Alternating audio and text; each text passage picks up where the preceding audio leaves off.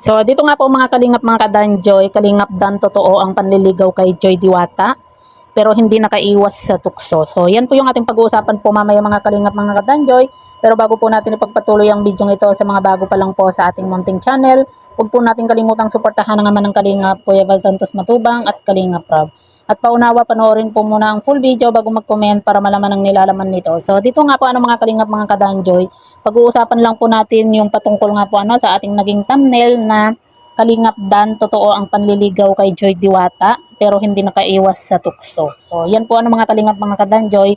Meron po kasi tayong nabasa nga po na comment dito at tinatanong nga po itong si Ma'am Bopil na sabi nga po niya dito, hindi ko po yung pangalan niya dito, malabo po kasi itong nag-comment na ito via basta hindi ko po alam basta basahin na lang po natin yung comment nga po niya dito yung kanyang tanong dito kay Ma'am Bopil nga po.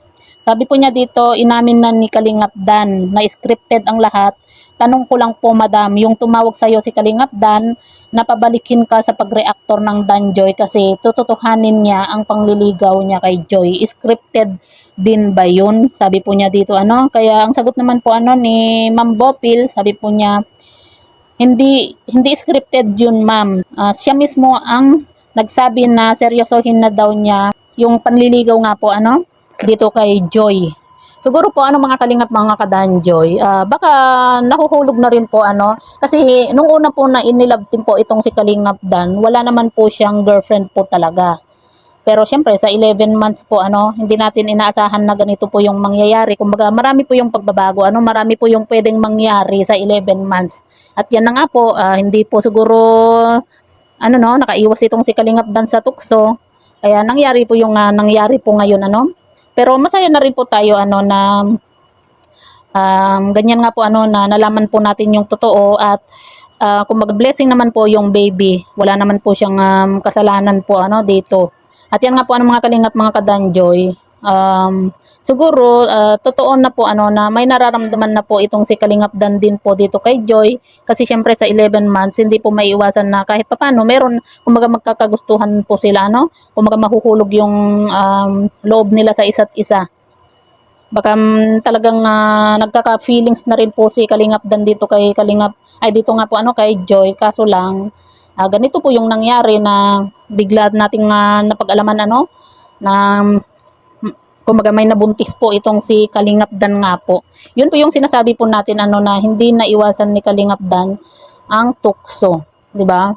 Kumbaga mahina itong si Kalingap Dan or sadyang gusto na rin po niya na magkaanak. Sa edad din na Kalingap Dan nga po, okay na rin po yun at least ang mahalaga po nalaman po natin yung totoo at malay po natin 'di ba mas may mahahanap pa na mas karapat dapat dito kay Joy, 'di ba? Ang mahalaga po ngayon mag-aral po siya ng mabuti, makapagtapos siya ng pag-aaral. Yun po yung pinakamahalaga po ngayon na mangyari dito kay Joy nga po. Sabihin na natin na nasaktan din po si Joy kahit nga tayo 'di ba nasaktan po tayo kahit na fans lang po tayo pero nasaktan po tayo 'di ba di mas lalo na din po itong si Joy nga po pero dahil nga po sa kagustuhan rin po ni Joy na makapagtapos siyempre sabihin na natin na una pa lang kung sabihin na natin na siguro may nararamdaman si Joy na na mga ganitong dito tungkol dito sa issue pero syempre kumbaga sa kagustuhan ni Joy na makapagtapos ng pag-aaral at saka syempre 'di ba sumusunod lang naman po itong si Joy kung yung sasabihin po sa kanya kaya syempre hindi naman pwede na pangunahan po niya na umayaw po sa love team ng Danjoy. Pero gaya nga po ng sinasabi po natin mga kalingap mga kadanjoy na masaya na po tayo sa nangyari ngayon sa Danjoy. At least hindi po nagtagal ang Danjoy, nalaman po natin yung totoo kaysa naman magtagal ng magtagal mas lalo tayong mapamahal dito nga po sa tambalang Danjoy. Pero yun pala kung magabandang huli mapag-aalaman natin na may anak na pala itong si Kalingap Dan tapos malaki na, 'di ba? Mas masakit yun. Kaya okay na rin po yung nangyari po ngayon. At sa mga nagsasabi po na unsubs na si Kalingap Dan, sana wag natin gawin yun kasi kahit na ganyan po yung nangyari po sa Danjoy, nasaktan man po tayo. Kumbaga malaki rin po yung naitulong ni Kalingap Dan dito kay Joy Diwata nga po. At saka kumbaga tulong na rin po natin dito kay Kalingap Dan nga po kasi nagcha-charity din naman po siya, 'di ba? Kumbaga kahit papaano nakakatulong din po siya sa iba. Kumbaga yun na lang po yung isipin po natin ano. At saka blessing ang bata.